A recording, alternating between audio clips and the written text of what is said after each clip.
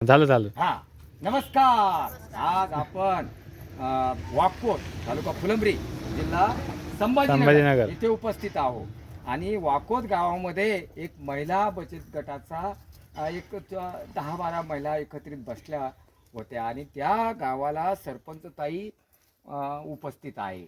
आता या गावामध्ये शेतकऱ्यांच्या शेती शाळेमधून BBF आणि BBF म्हणजे रुंद सरी वरंबा पद्धत ही श्री निवृत्ती लहाने यांनी 2021-22 पासून चालू केली नाही. चालू केली आहे आणि आज मितीपर्यंत त्यांनी त्यांच्या शेतात तर BBF केलंच, पण बाजूच्या शेतात सुद्धा 20-25 एकरावर BBF झाला आणि 25 एकरावरचा उत्पादन हरभऱ्याचं वाढलेलं आहे.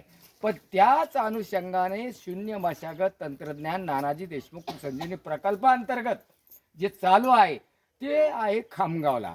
तर ह्या बचत गटाने जर हे मनावर आणलं तर अतिशय मोठं काम होऊ शकतं. नमस्कार मॅडम. नमस्कार.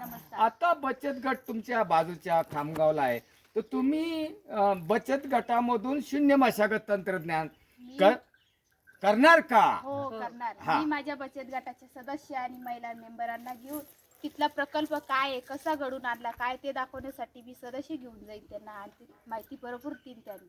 बरोबर महिला, तुम्ही अगदी सरपंच ताई लहाने ताई या चांगल्या बोलल्या की हा जो गट आहे तर त्या प्रयोगशील शेतकऱ्याकडे तो जो प्रयोग शून्य मशागत 75 एकरचा झालेला आहे तो नानाजी देशमुख कृषी संजीवनी प्रकल्पाअंतर्गत चालू आहे आणि तुमच्या गावात BBF म्हणजे रुंद सरीवर आंबा पद्धत चालू आहे आणि काही शून्य मशागत तंत्रज्ञान चालू आहे. तर मोठ्या प्रमाणात जे 5 वर्षापासून चालू आहे खामगावला ते तुम्ही एक वेळा भेट द्यावा अशी विनंती सरपंच ताई तुम्हाला आहे. यावर तुम्ही कधी जाणार, केव्हा जाणार? ह्या वेळेला त्यांचा हरभरा कापणी चालू आहे खामगावचा.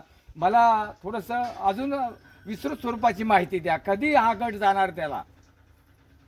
महिलांचं सांगा. आता झालेलं आहे हरभऱ्याचं आगाम. पुढच्या वर्षी आगाम चालू आहे ना अजून त्या वेळेत जाऊ हिवाळ्यात. चालू आहे हिवाळ्यात जाणार आणि आता खरीपासाठी सुद्धा तुम्ही जाणार. हो, खरीपाची जी मका राहील त्या खरीपासाठी सुद्धा तुम्ही एक राऊंड मारून या आणि बचत गटामधून शून्य मशागत तंत्रज्ञान नानाजी देशमुख कृषी संजीवनी प्रकल्प अंतर्गत व्हायला पाहिजे. धन्यवाद. नमस्कार.